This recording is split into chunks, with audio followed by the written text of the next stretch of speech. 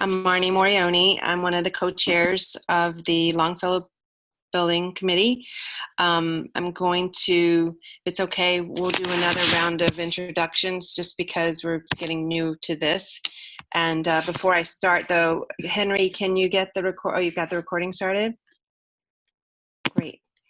And then I want to announce that these are the procedures for how tonight's meeting will be held. It's using Zoom, and that any votes will be taken by a roll call. And committee members will be using actually scrap that. I think these are notes from school board something. We're not taking votes, so forget that part. Committee members will use the raise your hand feature found either by selecting participants at the bottom of the participant screen in the sidebar or on a pull down menu found by selecting the 3 dots in the participant's video window if you wish to address the committee. The chair will acknowledge the speaker and the committee members should lower their hands after you're finished speaking. So I'd like to pass it over to Councillor Mavadonis, and we can, I'll just call out your name to quickly introduce yourself if that's okay. Councillor? I need to unmute you. There we go. No, I just unmuted myself. Good evening, everyone. I'm Nick Mavadonis. I'm an at-large counselor. I'm happy to be here and I look forward to the discussion. Superintendent? Good afternoon. I'm Javier Botana, Superintendent. Bill? Hi, everybody. I'm Bill Dodson. Anne? She just joined us, so you might not be ready. Those that have just joined us, we're just kind of doing a quick introduction of ourselves. Move to Laurie.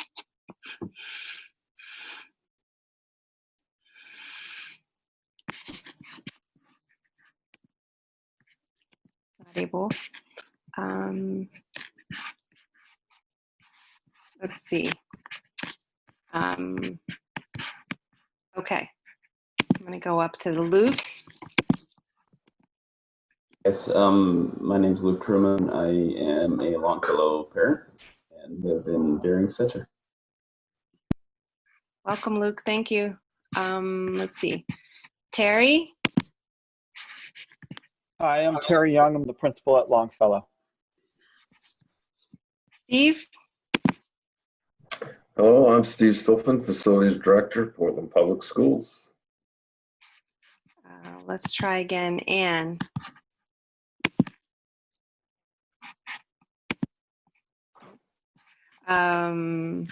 Doug? Good evening. Doug Sherwood, Portland Public Schools Facilities. And try Laurie Davis again.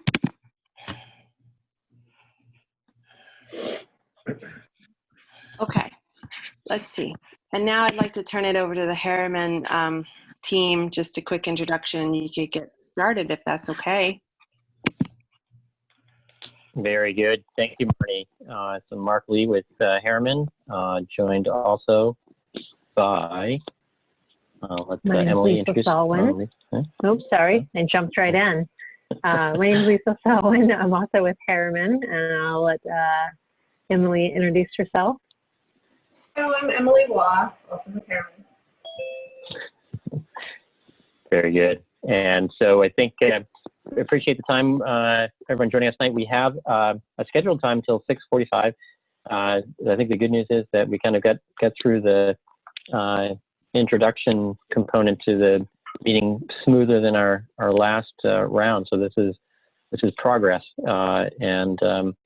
So without further ado, I'm going to turn it over to Lisa, who's going to walk us through tonight's agenda and give you a sense of an update on where things are right now and what we have moving forward. So Lisa? Thank you, Mark. As Mark said, the agenda for this evening is approval of prior meeting minutes, review of the last BLAC meeting, a review of the Community Forum number 2, schedule overview. We're going to touch on communication and next steps. And then we will adjourn for the evening. As Mark said, we have until about 6:45 when the next team for Presumpscot will jump into the room for their presentation. So review of the BLAC. We had a meeting with co-chairs back on March 31st, and we had our first BLAC meeting on April 23rd, really providing overviews of with the BLAC as to where we were and the different scenarios that we were exploring coming out of the last DABC meeting. And reviewing timeline and agendas for the BLAC meeting. At the BLAC meeting on April 23rd, we reviewed the project schedule, the project scopes and floor plans, and the planning for the community forum. So community forum number 2 happened on May 13th. And so the agenda for that was we reviewed the project schedule with the community. We had a recap on form number 1, which was the design statement, and the highest priority facility needs, project budget, school concept design. And so for those who were with us that night, you're familiar with this information. We've provided an overview of the budget of all 3 schools and highlighted what that budget was for Longfellow, which you can see on the screen here, both the construction and the total project. So through a iterative process of taking a recommendation from the DABC to do in the spirit of the classroom option, we met with Terry and revisited some of our notes from the staff meetings and arrived at a couple options for Longfellow, and then through additional conversations, it was narrowed down with Terry to come forward with sort of what we deemed as the highest priority facility needs for Longfellow that could fold into or be within the allocated budget. So what those are for Longfellow are the classroom upgrades / abatement. And so that's really looking at the classrooms and abating the materials that require abatement within those spaces, which leads to replacement of those materials. And so that would be flooring, ceilings, lighting. There'll be some technology upgrades and outlets. Secure accessible entrance, so making sure that we have a secure entrance into the building and that it is ADA accessible. Providing an elevator. Right now there's no way to get to the 2nd floor if you're in a wheelchair or aren't able to get up the stairs. So adding an elevator to provide accessible access to all 3 levels of the school. And then applying code and accessibility upgrades that are needed due to the project that we're undertaking. So what that looks like is the scope in the blue box, which is essentially what I kind of gave a high-level overview of, but it's the abatement and replacement of flooring, ceilings, lighting, and other affected materials really within the classrooms and the hallway area. And that's a big chunk of the scope. It's about an $8 million undertaking to execute that. And then providing the secure ADA accessible entrance, which is more than just the entrance. It's really, you'll see here in a minute, a renovation of a series of spaces that reorganize a portion of the school to get the administration near that secure entrance. Providing the new elevator, and then as we said, the miscellaneous upgrades, which are fire alarms, sprinkler, emergency lighting. It also includes new bathrooms and renovation to existing bathrooms for ADA compliance. We heard loud and clear that there were not any staff bathrooms on the 2nd floor, so making sure that we have accommodations for that. And then electrical infrastructure, so new transformer, new head-in into building. So what you're seeing on this plan right here is the lower level, and it is, I apologize for the background noise. The lower level shows the elevator on being able to access that lower level. Other than that, not too much work going on here other than some of the code upgrades and the miscellaneous upgrades that we discussed. Where you really start to see the impact of the work is going to be on the main level. And again, you're still seeing the elevator over here. And some people have asked, why is it not closer to the new entrance? In order for us to access that lower level, this is where we need to be able to put it to get down to that. Otherwise, we'd be accessing the crawl space down below. So essentially, all of the classrooms are going to have abated materials and replacement of materials. And then we will have a secure, a revised entrance on the side here, really preserving the historic nature of the front of the school, by not applying an accessible ramp to the front and reworking this area, and having the entrance off the side here allows us to provide a secure vestibule. And really everything within the dotted line is pretty much reconfigured to allow us to create some spaces that are needed by the different specialty programs, as well as getting the administration close to that front entrance. On the upper level, you can see the restrooms are clouded, and I believe it was on the lower level. It was meant to be on the lower level as well. The restrooms will be addressed, as well as the elevator is added. And that requires us to kind of reconfigure this space over here so that we can get a corridor to that elevator. And it turns this room that was being used by specialists into a resource bedroom, and we provide 2 single-user restrooms for the staff upstairs. Mark, do you have anything that you want to add in regards to the concept design that I may have overlooked at this time before we move into the questions that were posed at the community forum? No, I think that's it. I think as we move into some of the questions, I think it'll raise some of the concerns about how much of the building we're touching, and I think again, what we want to just remind everyone is that this doesn't represent all of the needs of the project, but through a very concerted effort on the part of many stakeholders, this is the scope that was arrived at to address the most acute issues that we could possibly undertake at this with this project. So I'll leave it with that, and we'll kind of get into some of the details on the next slide. And so, kind of following from that, the one area that we aren't touching, and as we discussed at the community forum, is HVAC won't be in wholesale part of the renovation of the project. There'll be some areas, particularly that area that we're doing the admin space, will likely have some HVAC upgrades, but the majority of the classrooms will have still be serviced by unit ventilators that are on the exterior wall. There's many comments we've heard from staff on the windows. They're lovely and large and lots of wonderful light in, but they're heavy and they don't operate well in most instances. And so we're gonna look to see if there's anything we can do, but we're not replacing the windows as part of this project.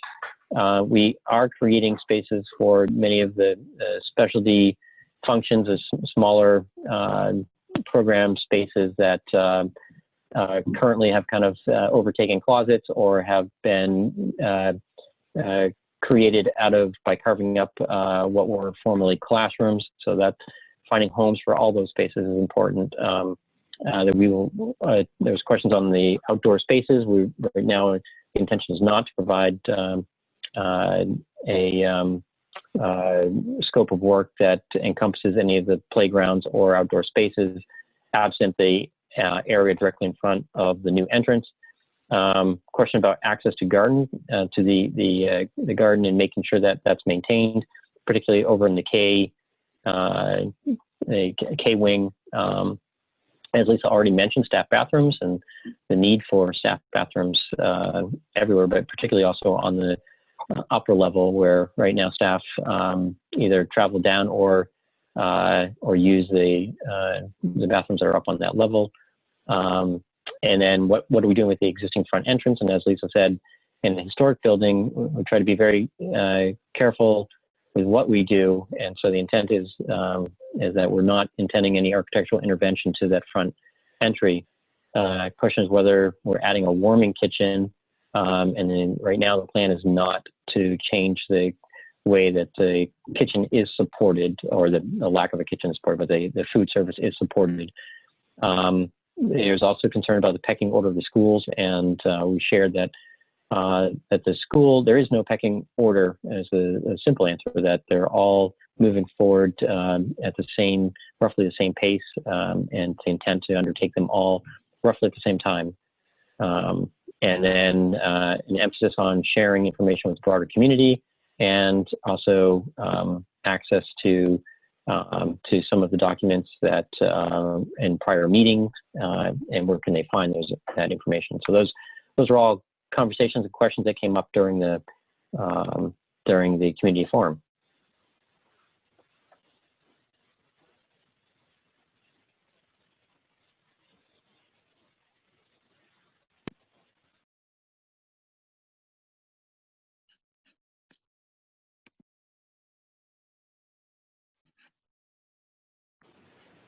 I apologize. I accidentally clicked unshare screen. Bear with me just a minute. Are you able to see the BFOF project schedule? Yes. Awesome, thank you. The stop sharing is right next to my unmute button, so I gotta move my video here. So thank you, Mark, for going through those questions. It was a great dialogue through the community forum. So just a quick overview of the schedule. Many folks have seen this before. There really hasn't been a change. The top portion, again, just how you read this schedule, the top portion is really all the stakeholder meetings. So that includes the community forums and the gray bubbles here. We met our milestone of the second one. The third one will be right before we go out to bid, really showing folks essentially from what we determine at concept, and as we develop this and check it against cost estimates and current bidding climate and everything, where essentially we arrived at before we go out to bid will be the last public forum before then. So probably this fall after summer vacation will be about the timing of that. The other colorful dots here, again, the orange are our biweekly meetings with Steve and Doug, and to really talk about all the details of the different projects. And then the DABC, as well as the BLAC, we're on a monthly schedule of meetings. And so those will happen every month to keep everybody up to speed. We usually take the month of July off just because it's a busy vacation time for everybody. And so essentially we're in the kind of project update phase of the agendas of all these meetings. So we'll continue to be sort of a snapshot in time as to where we are. The DABC will meet the week before the BLACs, and then we'll provide an update to the BLAC. Right now, we are in the design development stage. We're taking these concepts of scope of work and sort of the floor plans were reviewed and taking them to the next level, which is where we start to put together our preliminary documents and really start to develop the design and get into addressing the detailed questions around how we execute this scope of work. Towards the latter half of the summer is when we'll get into the construction documents, which is really the final documents where we're detailing everything to take it out to bid. And we will bid the projects. All three projects are planned to bid around the same time between the months of November up to the end of the year, and awarded right after the new year. And then anticipated spring 2021 construction start. We do want to touch on communication, always looking for ways to improve communication. I think the monthly meetings are great to keep everybody informed, and we're really happy that the BLAC is up and operating on its monthly schedule. All of the information is currently on board docs from all the presentations. We're actively investigating different ways to post the information to make it more easily accessible. We have gotten some feedback that people have a hard time navigating the board docs. So we'll keep folks up to speed on that. You all should have also received a monthly project update. I apologize, I have my window open and I've never heard so much background noise before, so I apologize if it's really noisy. You should have seen a one-page monthly project update on all 3 projects and sort of the status of the design.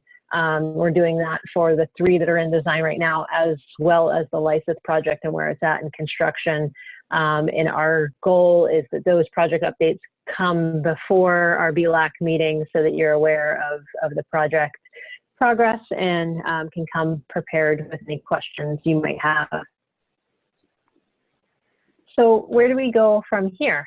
Next steps, we're rolling into design development, and as we start to really develop the design, we start looking at phasing. And what we mean by phasing is how we start to look at when the different parts of the building start to be executed in construction, and what that means for relocating people to be able to move out of the way of construction and really work with the school to find the least impactful way of executing the scope of work. And this is something that we did at Lysis. We worked very closely with Lenore to develop this, and we really did a detailed map of, at each phase, where each program would be, and then who had to move at the end of whether it be a school break or summer, and then where they were moving to. And it was a series of maps that we developed, and we revisit that every step of the way with Lenore because things are so dynamic in education. You may start a program in one room, and by the end of the year, it's in another location. So we'll work closely with Terry to map that out. But we're starting that process now that we have a clear scope of work. We can start to dig into that, and we'll continue to keep people up to speed on what that looks like. So with that, our next BLAC meeting is on June 25th. We will let everyone know the timing of it. We're trying to reorder the timing so that every school isn't at the same time to accommodate maybe folks with different schedules. And so with that, we thank you guys and want to open it up for any questions folks have. Thank you very much, Lisa. I just want to read this part one more time about the raise your hand feature. I think most are familiar with it, but it's found either by selecting participants at the bottom of the participant screen in the sidebar or on the pull down menu found by selecting the 3 dots in the participants video window if you want to address the committee or have a question. And then I'm going to ask Harriman to, well, I can acknowledge the speaker, and then also don't forget to lower your hand after you finish speaking, please. So would anybody like to add anything or ask any questions? Jeff. Thanks. You mentioned earlier that part of the cost of relocating the entrance is reconfiguring. Jeff, can you speak up just a little bit for us? Sure, is that better? A little bit, yeah. So you had mentioned earlier that a lot of the cost of relocating the entrance was moving the administrative offices. Putting aside the preservation aspect for a moment, do you have a sense of how much it would cost to leave? Sorry, Jeff, we're having a hard time hearing you. I'll try and. Yeah, I can't hear him either. Yeah.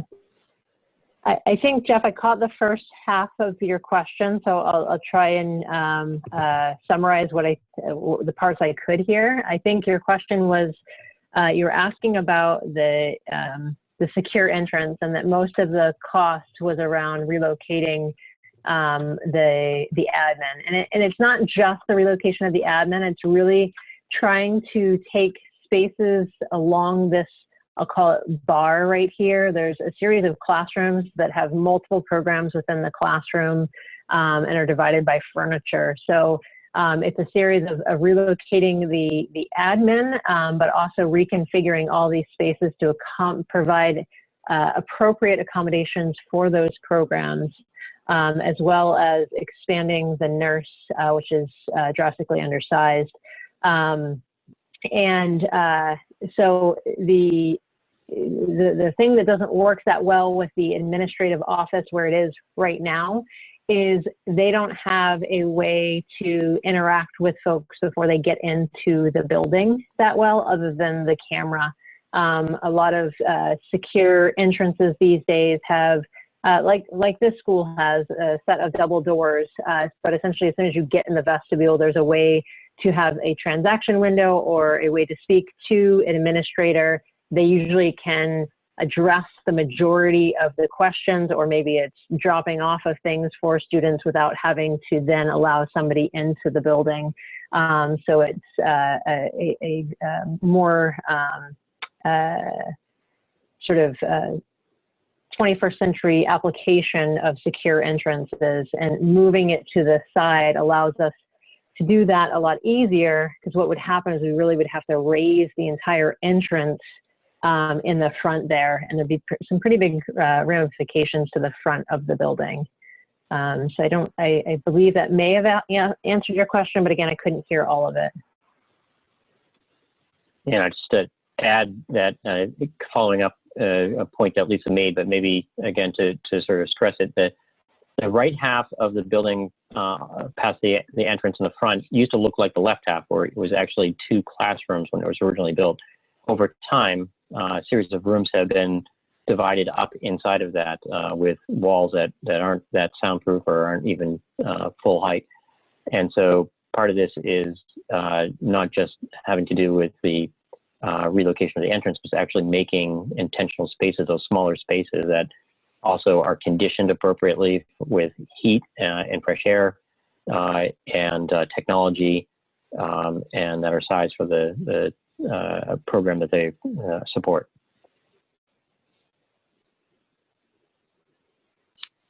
Thank you.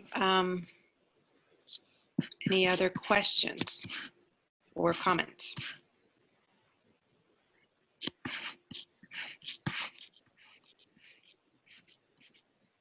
Not seeing any of the, oh, wait a second. Anne Hardcastle?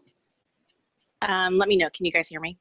Yes. Yeah. Oh, good. Okay, I got it to work. Sorry about earlier. So this is just a comment, and thank you again. This is a great presentation and aligns obviously with what we've been hearing for the past couple of sessions. But I just wanted to comment from the last meeting where you guys, when you go through, this is really just a communication, I think, highlight. When we're going through and talking about the added restrooms, the single-use restrooms, we're labeling them as staff, but I think we want to expand that so it's not just staff; it's also transgender, any gender, transgender children, or having that as an open, safe space, not just for staff. So I don't know if we can add that into just the way we're describing it, so that we're not highlighting that question over and over, because that's come up now a couple of times. Absolutely, that's a great point, Anne, and you're right. That was we should speak to those differently. They really are unisex restrooms, and that's how it's designed to be able to be more of a universal restroom, if you will, to both serve staff and transgender students. Thank you, Anne. Any other questions or comments?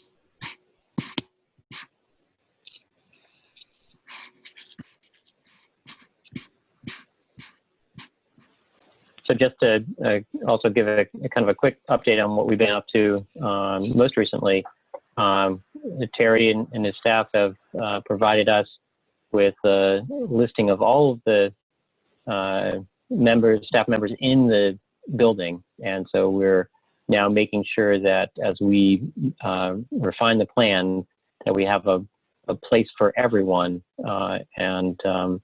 And so that's the most important step in making sure that the plan works as intended. So Terry got that. Thank you very much, Terry, for that homework assignment. Well done. And You get an A, Terry. yeah, and so the next meeting we'll have a refined floor plan that will actually look a little different than this and have a more detail, and we'll start to actually see where all these little spaces line up. And in addition to that, we'll have a discussion on the potential of what the phasing might look like. How would this project be undertaken? And with the challenge that there is no, it's not like Terry's got 3 extra classrooms that we can use as swing space. And so it's the idea of how do you construct and renovate spaces while you're conducting school. So those are primary aspects of our next agenda. So you can look forward to that at the next meeting. Thank you, Mark. I want to see if there's any other questions out there. If not, I have one, but just to check. I do, Marty. Oh, hi, Bill. Yes, go ahead. Yeah. I see the raise hand button. I'm looking like mad, but I didn't see it. I just had a question about, if we're talking to our friends and neighbors in the neighborhood, and, we are discussing the school project, and perhaps seeking input or, other thoughts, what would be, an appropriately, what would be welcome input at this point, because you have floor plans underway. We have the scope of work is very well thought out, and it seems all very prudent, and I don't think we want to gather input, sort of wide open willy-nilly from our friends and neighbors, but what would be a welcome, useful kind of thing for us to be discussing with our friends in Portland here? Yeah, so I've got a reaction to that, and then others can join in. But I think one of the important things, logically, we've got this laid out correctly. But I think, Bill, to your question, some of the things are what do people love most about the school, and to make sure that we don't that we don't take that away during the renovation, and so what are those other aspects that they might like to see sort of manifest in the design, and are there sort of aspects of the neighborhood or the culture of the school that we want to make sure we celebrate in some way? And so beyond just the sort of logical arrangement of spaces, it's what are those other aspects that really make Longfellow such a unique school? So I would invite them to speak to those things.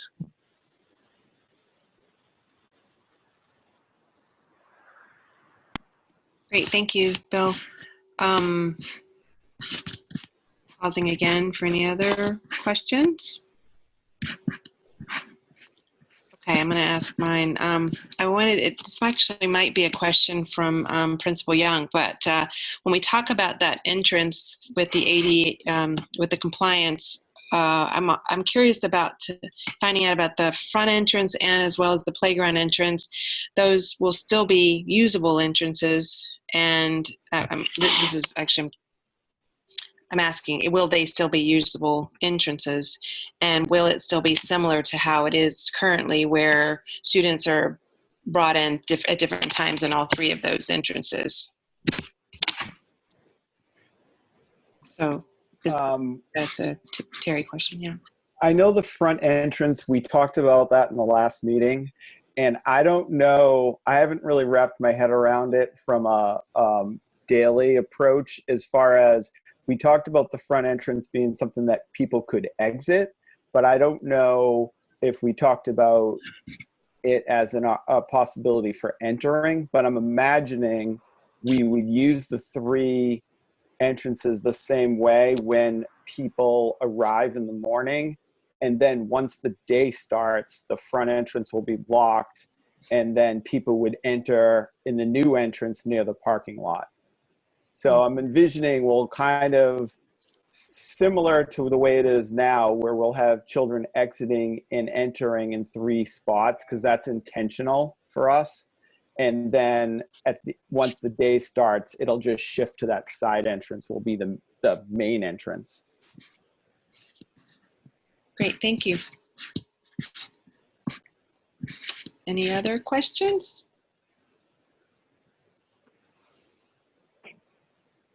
Nope. Well, we might actually end a little earlier. I'll give it one more minute to see. And I'm also looking at people's, if anybody has trouble doing the raising hand feature, just raise your hand in the screen and I'll check. But I think everybody's okay. Lots of Zoom fun. Okay, it looks like we're good. We ended a little early tonight. So I want to thank everybody for participating. And again, as Mark was saying, you can find all the documents in the board docs. I have also noticed that there's a couple of people on our committee that I'm having trouble, their emails aren't working. So I think we're missing a couple of those people because of that. So I've left messages and things like that. But thank you everybody for your time tonight. Thank you to our staff and superintendent and to Harriman Group. Really appreciate all your hard work. And we'll plan to see each other again on June 25th. Thank you very much. Email Councilor Mavadonis or myself if you have any other questions. Thanks a lot. Thank you, everyone. Guys. Thanks so much. Yes.